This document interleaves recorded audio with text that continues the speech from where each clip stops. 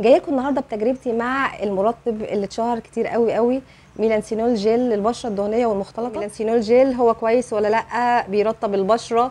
هو على فكره فيه 5% من البنسينول. النسبه دي من البنسينول هتقدر انها تفتح بشرتنا وتديها نضاره وتعالج لنا اي مشاكل للبشره الدهنيه. يلا نشوف مع بعض.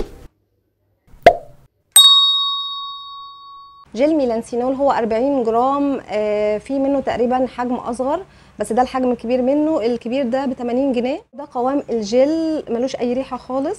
تعالوا نشوف بنطبقه ازاي. سريع الامتصاص على فكره، وتحسي برضو ان هو بيهدي البشره.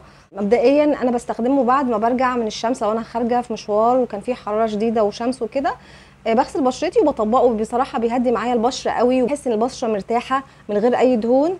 طيب هو يا ترى فيه اي مكونات مثلا بتساعدنا ان هو نتخلص من دهون البشره الدهنيه، او هو فعلا مخصص للبشره الدهنيه؟ مكوناته العسل وخلاصه الالوفيرا، وفي كمان خلاصه الكاموميل، وفي جليسرين. وميلانسينول جل المفروض ان هو كمان للاطفال، يعني بيهدي بشره الاطفال بعد الشمس او اي التهاب في البشره. بصراحه هو فعلا قوامه خفيف قوي قوي.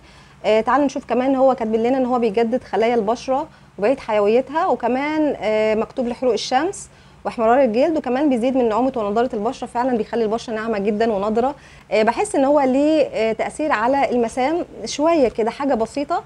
بس ما حسيتش ان هو ليه علاقه بافراز الدهون او بيتحكم في افراز الدهون وكده. هو اصلا مش مخصص قوي للبشره الدهنيه، احنا بس بنستخدمه هو عشان قوامه جل وخفيف والبشره بتمتصه بسرعه، مش بيسد المسام. طب هل نوع الترطيب ده هو ترطيب عميق ولا ترطيب سطحي؟ عكس ما بيحصل معايا في الشتاء، هو في الصيف ترطيبه معقول بالنسبه لي، لاني انا بشرتي بتفرز دهون طبيعيه، علشان هو مش بيدهن لي البشره. يعني هو زي ما بتقولوا بيوازن البشره. بشرتي بتفرز دهون طبيعيه وهو بيرطب كده من بره، يعني بيوازن الى حد ما.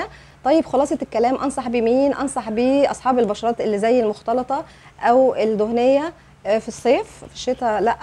وما انصحش بيه طبعا اصحاب البشرات الجافه العاديه. ممكن الحال يمشي معاهم، بس الجافه لا طبعا، هيجففها لك اكتر.